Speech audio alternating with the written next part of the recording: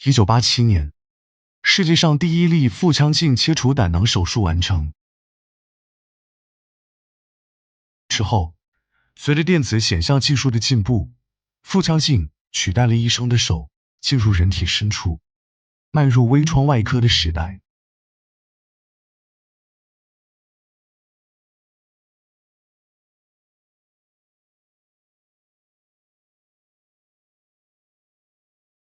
尽管在今天，微创手术快速提升出我们的想象力，但一个外科医生的悟性与善良，依旧是制胜的关键所在。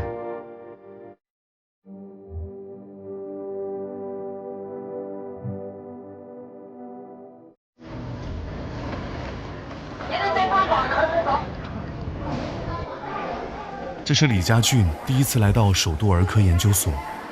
到达北京的时候，他刚刚做完一场手术，身上还挂着装引流液的袋子。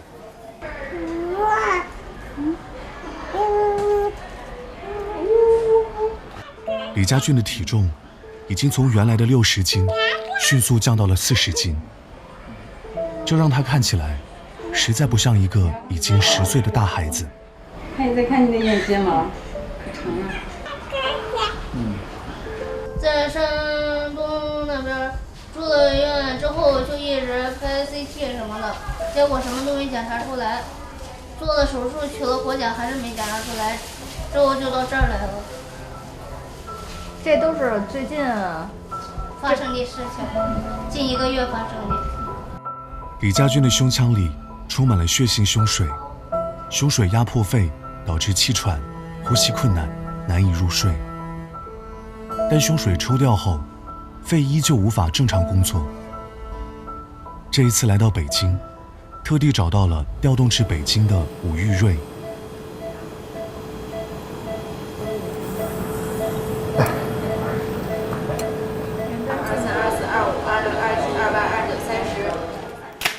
每周1到周3是武玉瑞的手术日。1年前，他刚刚从济南齐鲁儿童医院调至北京，进入首都儿科研究所工作。这是李大夫专门预防这个静脉曲张的，啊，看这块儿，这比较性感啊。刘主任，这也是，这都变颜色了是吧？这样时间长了，但是我已经静脉曲张了，我很担心我老了以后怎么办。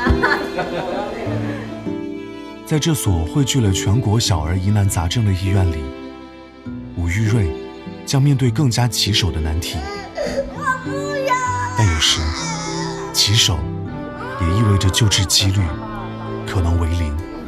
像他这个就120，挺棒啊！血氧也一直160多，也往上。行吗？我这个班组不想要了。为什么？因为你现在不是躺下他就憋得慌吗？对吧？这样让他帮着看，知道吗？正常是吧？没事儿，这样的话你就放心了。这个孩子一看就是非常用心，非常这个努力。他吃饭从来不挑食，不是什么，他努力的吃，因为他知道只有说吃上饭之后，然后身体才能更有这个抵抗力。对于李家俊的病，武玉瑞已经有了初步判断，这是一种非常罕见和复杂的脉管瘤，在李家俊与心脏直接相通的大血管之间，充满了杂乱无章的脉管，像一团乱麻。这都是大血管，这都是通心脏的大血管，所以你看这血管是不是就和钢筋在混凝土里边一样，它就包在这个包块里边。左边这个肺啊，基本上就没什么功能了，就换气来讲的话，就不指望它了。现在主要指望右边。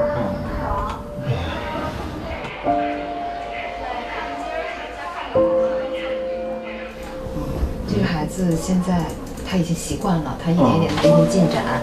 这种肺放在咱们正常人突然就是发生这种情况，他已经呼吸憋得不行了，但是他现在呢一点一点慢慢他就适应了。这个不是个好现象。哪天他突然就完全就不行了，没有任何代偿的功能了，没有储备了。就是我们就是能努力，肯定尽量努力，往往最大的努力。到最后，如果真是这个的话，可能这40%都不行了，都孩子可能最后就不行了。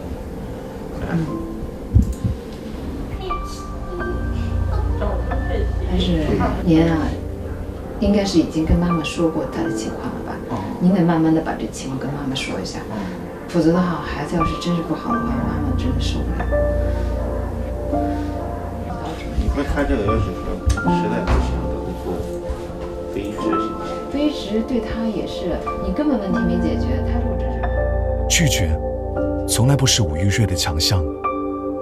但手术并不是万能的，这是每一个外科医生都清楚的局限。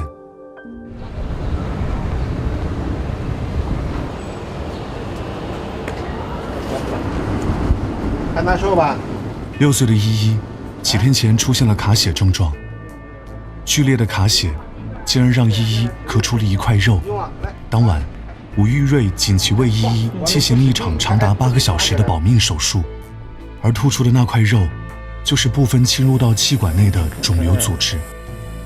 珊珊不久前结束了一场神经母细胞瘤摘除的手术，相当于她自身3到4个拳头大小的肿瘤紧紧包裹并压迫着她肾脏的血管，使得双肾衰竭。手术后，珊珊的尿量依旧没有恢复。琳琳，食管穿孔，之前辗转几个医院，查不出具体原因。武玉瑞为琳琳做了内镜手术，从食管中取出了异物，这才发现，竟然是琳琳平时玩的一个玩具。像琳琳这样不会讲述病因的孩子，占据了儿科患者中的绝大多数。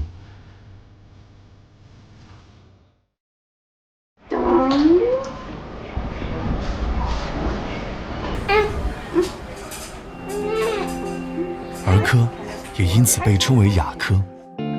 同时，因为肿瘤在发病初期比较隐匿，很多孩子发现时已是晚期。特别是在这里，对大多数小儿外科医生来说，都略显陌生的2个领域，胸外科与肿瘤外科合并在了一起。每一个名字拗口的疾病，都挑战着外科医生的极限。对，就这么撑开。就把东西放在这里，这么训练就行了。腔镜手术就是武玉瑞在小儿外科领域选择的挑战。来，对，好，往右左手跟着，往右走。实际上，我接触微创手术还是挺早的。2001年12月份就参加了一个全国的腹腔镜学习班。只要和它一垂直，那么你这个怎么绕它都是随你了。我们医院进了一台腔镜设备。但是当时那种设备呢，可能条件还是差一些。到了2009年，我就找到领导，经过我老婆同意，我说不行的话，说我先拿10万块钱，要是3年回不来成本，我就给医院添砖加瓦了。所以说我们又进了这些新的设备。左手稍微半含着它。3年内，武玉瑞把国内能够做到的小儿腔镜手术几乎全做了一遍。但在精进的路上，他并没有就此止步。2019年，武玉瑞做出决定，离开老家，只身来到北京。嗨，打个招呼。学长，他明天考试，期末考试。明天期末考试。打个招呼。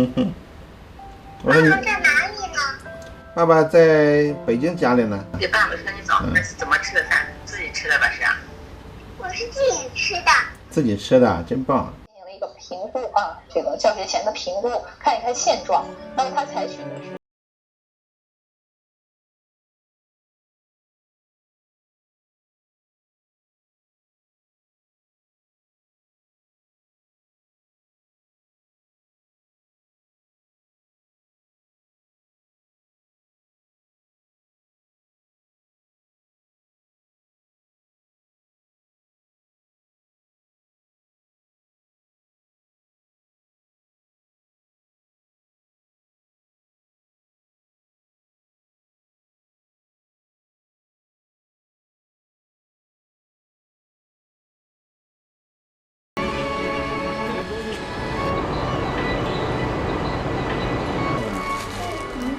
入院的李家俊精神好了一些，主动讲起在山东住院时的一个故事。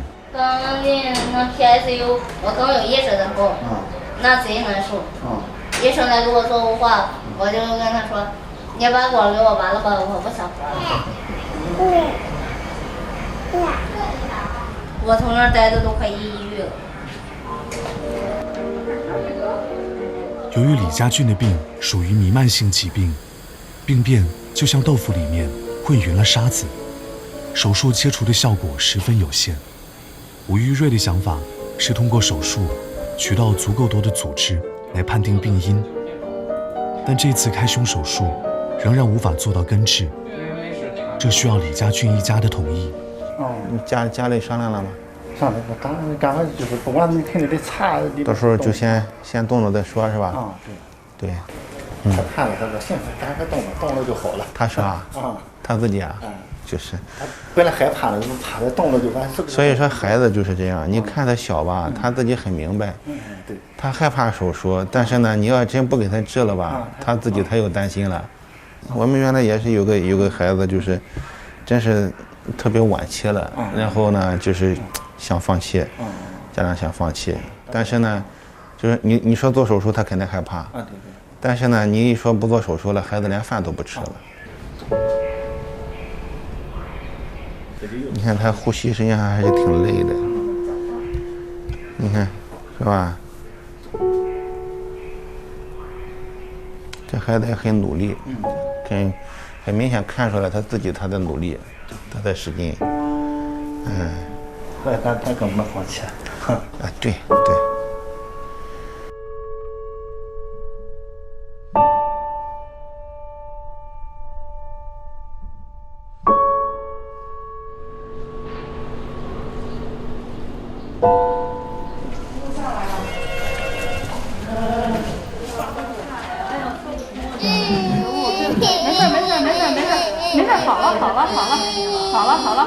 5岁的果果正在进行术前灌肠，不哭没关系，你看，他马上要进行一场预计长达7个小时的手术。好了，你看昨天咱们多好呀，咱们一点都没哭，是不是？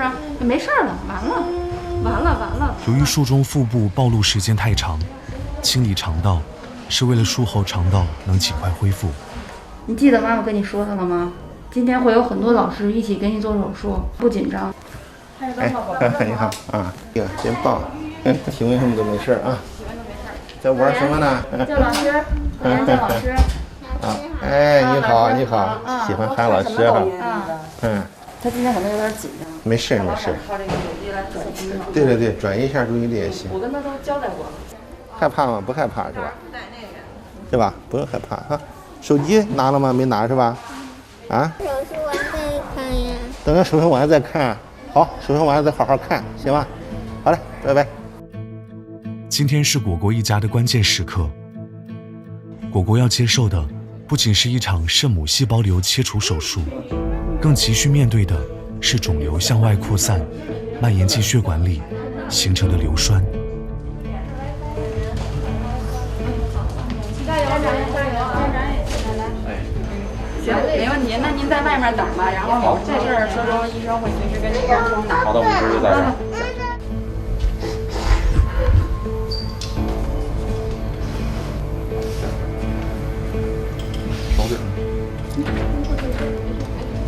我说孩子不在了，我想发泄一下。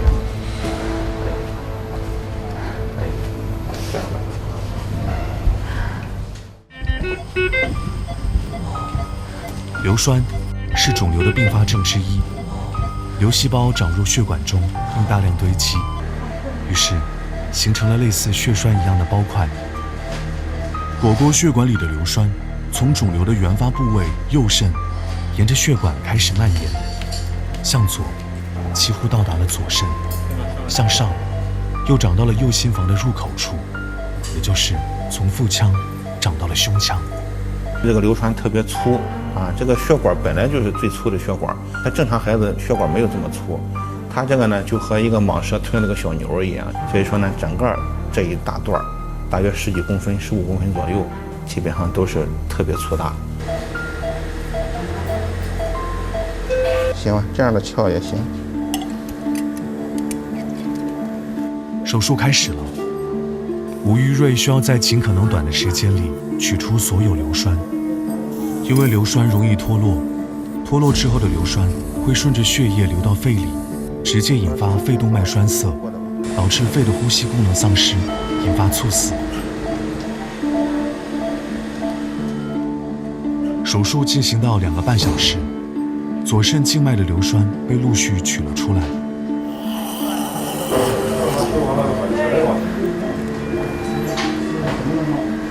吴玉瑞立刻叫来了术中 B 超，这基于他之前一个非常大的担心，硫酸可能已经长到了果果的心脏里。不是你到底是离心脏还多远？已经就到就是心房的开口了，这儿。你是说最上缘在哪里？已经到那个右心房的入口了，过了入口1公分，1.2厘米。进了心房了？对，这儿仔细看的话，这儿是有的，这儿就能贴着看到。不是进了心房了没有？你别说过了，进没进？进了1公分。进了，那就要开胸了。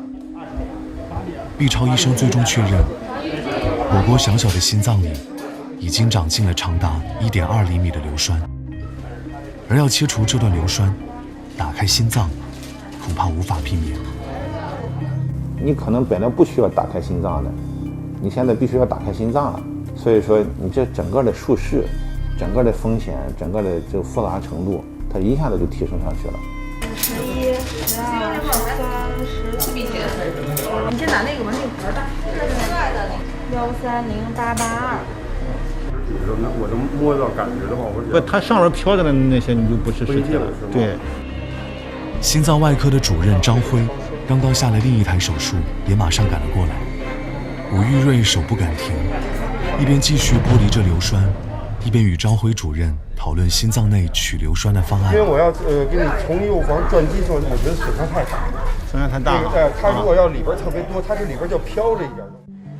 要切除长入心房的硫酸，常规的手术方案需要在前胸劈开胸骨，使用体外循环系统使心脏停跳，同时全身应用抗凝药物，但抗凝药物会导致凝血功能不好，使得手术创面的毛细血管渗血，这对一个5岁的孩子来说损伤太大。心外科的张主任呢，他给我建议说，他说呢，你可以打开膈肌，然后分离好之后呢，把这个心房给它阻断之后呢，然后把心房刨开，里边硫酸取出来，所以这种方式还是挺罕见的，这样的话创伤会小很多。两人迅速决定放弃传统方案，在心脏不停跳的情况下打开膈肌，从腹腔直接通往胸腔，进入心脏切除硫酸，风险再次升级。但是您那个尖儿往小处来一点，要不然的话那边容易加重那个。扣俩扣就够了啊。不是，您扣死没事儿啊，没事儿。这种血管。好嘞。还能再加一把吗？我觉得你要够了就不用加了，就是您估计够了，超越它了。够了啊！来，刀来。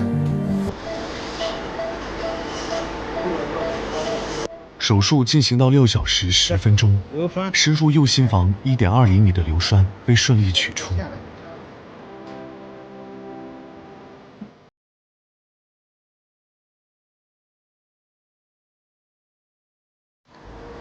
7小时，长满肿瘤的右肾被切除，肉眼可见，右肾的内外已经被肿瘤完全侵蚀。提前走出病房的刘晶副主任为果果的家长带来了好消息。特别的困难，但是到目前为止啊，现在还没最后关完，到目前为止手术还算顺利，遇到了很多困难，一个就是它那硫酸比想象的还要长还要大。不但进心房了，而且进心房之后至少有1.5公分在心房里边是游动的。然而此时，当所有肿瘤和硫酸已清除干净，血管缝合完毕，即将关复之时，意外情况出现。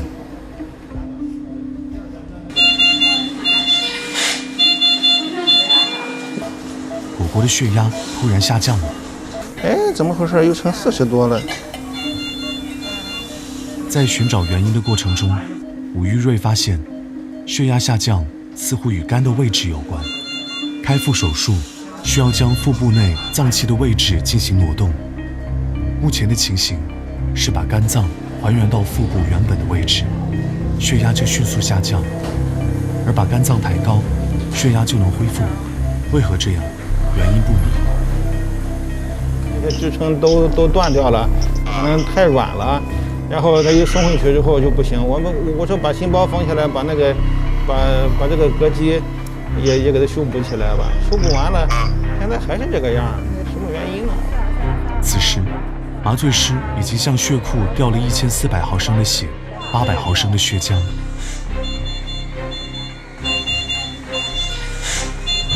老百姓说下不来台是很难受的，我们这下不来台，孩子就要命了。所以说，你像对一个大夫的这个冲击有多大？所以说就想不通啊，当时百思不得其解，真是这样，就那种很无助的感觉。你是怎么想办法？啊？尽快结束。现在就是行。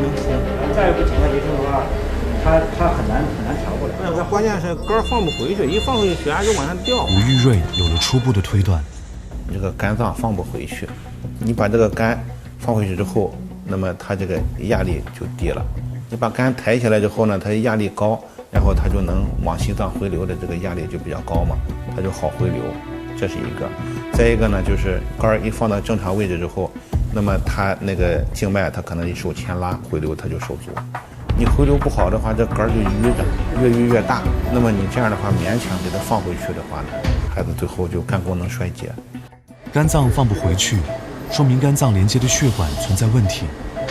最终判断是位于心房外的一段下腔静脉血管，在剥离硫栓又缝合后存在渗血点。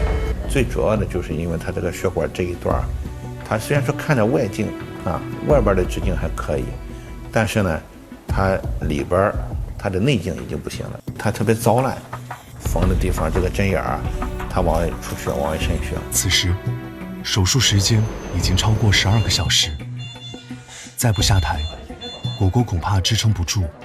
吴玉瑞面临2个选择：一是勉强关腹，但后续可能会有肝功能衰竭；二是冒险把血管再次打开，重新修补一次。但这也同时存在着死亡的危险。情况危急，吴玉瑞觉得有必要告知家长。下腔静脉管壁受流体侵蚀、糟烂，易漏血，缝合易导致狭窄，如止血后、关腹，术后有肝功能衰竭、术后死亡等。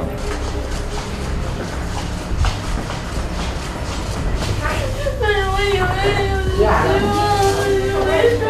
现在不有希望吗？这孩子我这么大罪呀！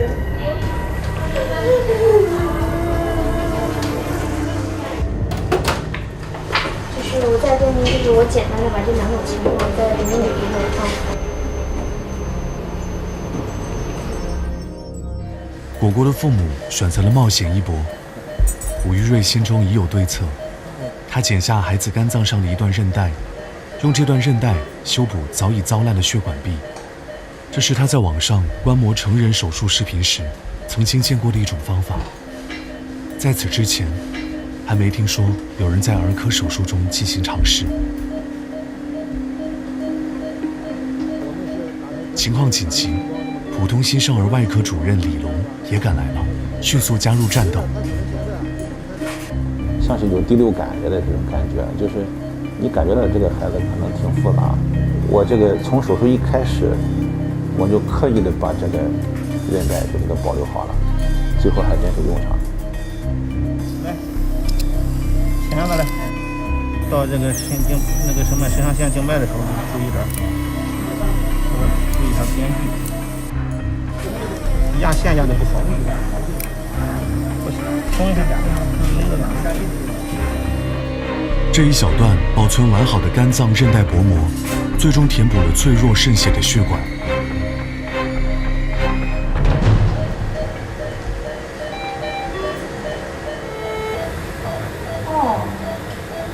这会肝软了，回流好了，哎呀，终于活了，你看红了吧，多漂亮！2、3小时没见过这个细节能留下来。哎呀，简直是快崩溃了。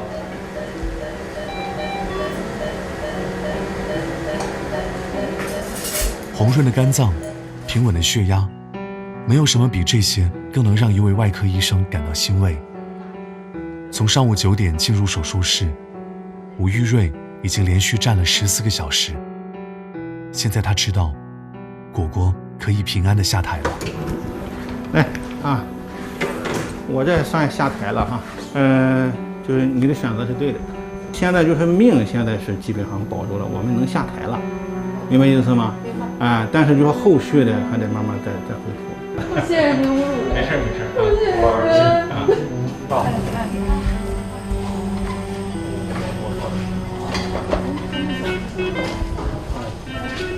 在生死绝望的边缘，谁会拉你一把？也许只要拉一把，就能摆脱死神的威胁。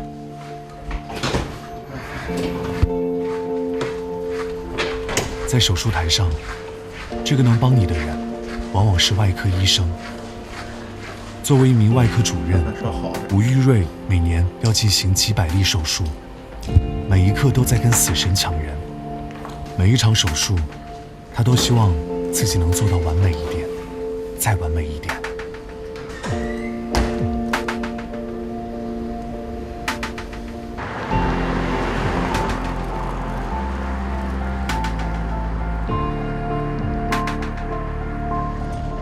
1个星期后，李家俊进行手术。为了取到足够的组织，这场手术冒了极大的出血风险。但幸好，手术确诊了病因来自血管。李家俊服用抑制血管增生的药物，目前病情已经好转。吴玉瑞的故事暂且落下帷幕，但首都儿科研究所的悲欢离合还在上演。外科手术的出现，本质是延续了人类的善良。为了不断挺进盲区，创造希望，维系珍贵的人类情感，外科医生只有在黑暗中不断摸索，打破曲线。就和这个跳山功一样，你就闷头往前走，我走着走着之后呢，你一回头一看，说到了峰峦高处了。但是你往上看呢，还有好多的这种山峰，所以说你还有目标。